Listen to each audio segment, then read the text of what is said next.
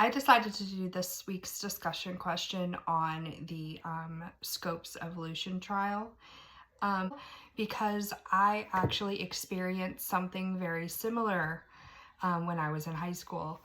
When I was a sophomore in high school, roughly 2002, maybe 2003, we had actual stickers in our biology books that I was able to find the exact wording of because it became a big deal.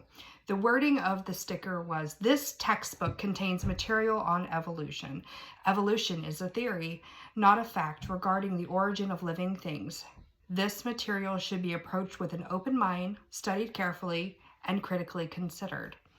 It was approved throughout several different districts within Georgia. Specifically, the one that ended up being a big deal was Cobb County, Georgia, which is in North Atlanta. For those who don't really know much about Georgia, I actually live in southern Georgia, so it was still a thing throughout definitely my area and through towards the Savannah area.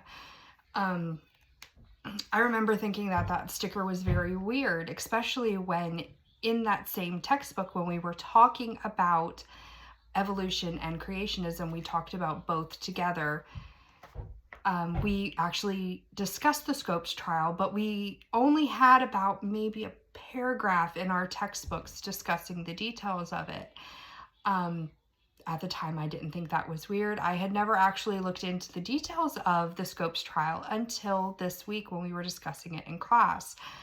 I found it nowhere near what I thought it was.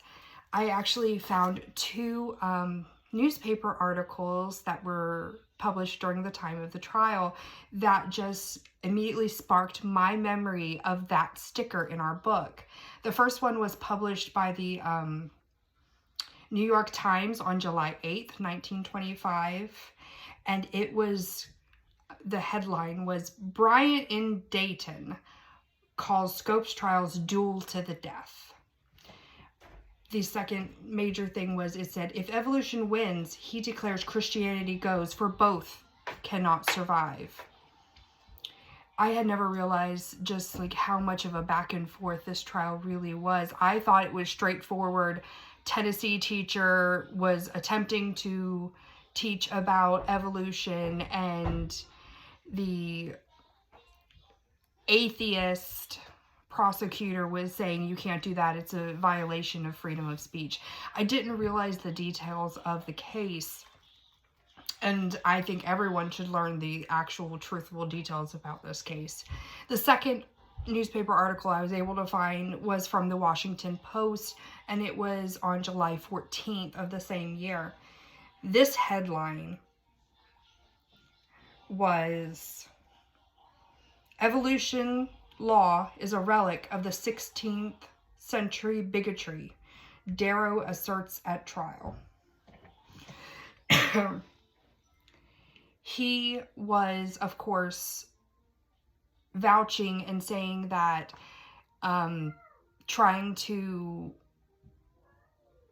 do this was more or less aligned with the Puritans and their extreme views of intolerance, though that's not necessarily true fact, as we've discovered in this class. They were trying to assert that religious freedoms should be adhered, which is what the foundation of our very nation is freedom.